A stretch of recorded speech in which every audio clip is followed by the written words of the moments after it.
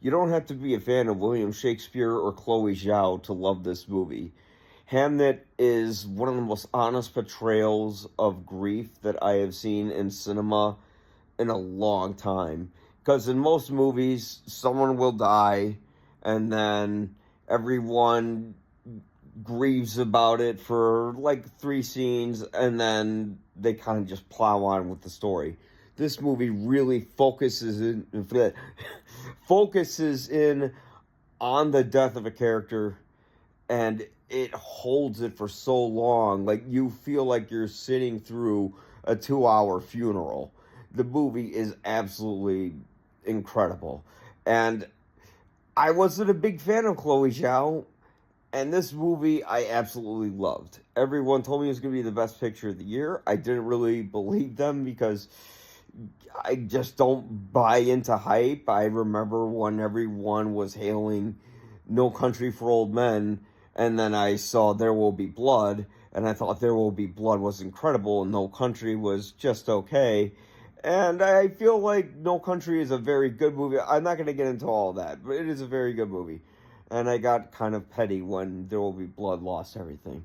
So you would think I would be rooting for PTA with this with one battle after another, but I was like, I didn't think Phantom Thread was that great. I couldn't even get through Inherent Vice. Licorice Pizza I thought was very well done, but still it kind of was missing something. And then he hits it out of the park. So this movie did live up to the hype.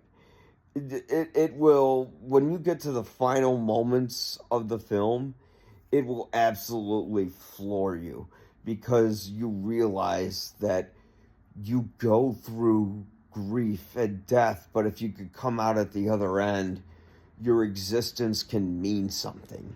That's what it's trying to communicate while not trying to spoil it. And this is one of the very few times I've seen a movie where digital works better than film. And here's why. Film, you have a better black and white space, you have a better depth of field, you have greater contrast between colors. In digital, it's sharper, but when the camera moves, it's emulating 24 frames per second, because video all along has moved at 30 frames per second. So there's this weird blur that they've never been able to take out. And it's here, but the light range you get in digital is far superior than film, because you could just naturally capture all the natural light that's around you, where in film you can lose a lot of it, or you need some extra exposure. And this movie uses natural light in a way that Zhao failed with her previous movies. Like, I feel like Nomadland, it was like it just had too flat of a color palette. Like, she was trying to use natural light, but it was amateurish, and it just looked flat. Here it looks rich, but it's not trying to use a singular color. It's just focusing on just the natural light that's around it with a flat tone. So it's just the natural greens of the land that's around the frame. Because this movie mostly takes place in a farmland. Shakespeare's life is not at all what you'd imagine. You know, he's this guy who lives with his family. You know, he's got a strict father, and he's got a mother who's like a crazy Bible thumper, who ends up, we find out she is kind of a good person, and she gets to know his wife, which people have pronounced it Agnes. It's spelled that way, but in the movie they say Anya. So I'm going to say that. Anya. Look, Paul Mescal was brilliant in the movie, but it would be a crime against humanity if Jessie Buckley doesn't at least get nominated for an Oscar.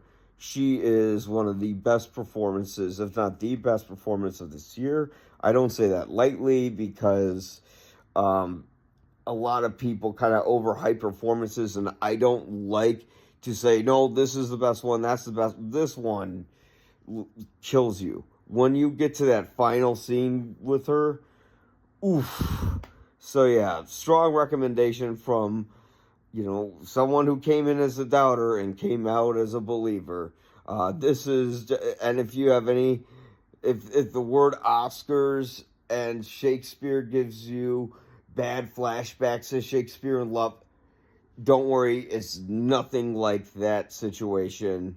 You can go down the rabbit hole with Shakespeare in Love Oscars if you want to, and please do. Holy cow. Anyways, check it out. It is in theaters now, so if you don't want to talk to your family or if something horrible happened to you, maybe this movie will be healing for you.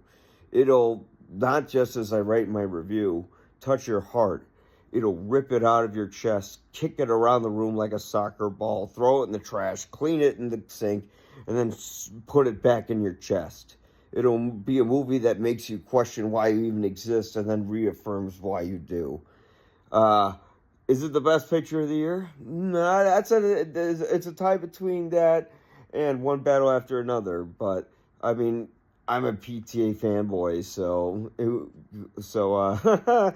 that's going to be that's going to be a tough egg to crack for me. You can check out my full written review for the movie at ypareviews.com.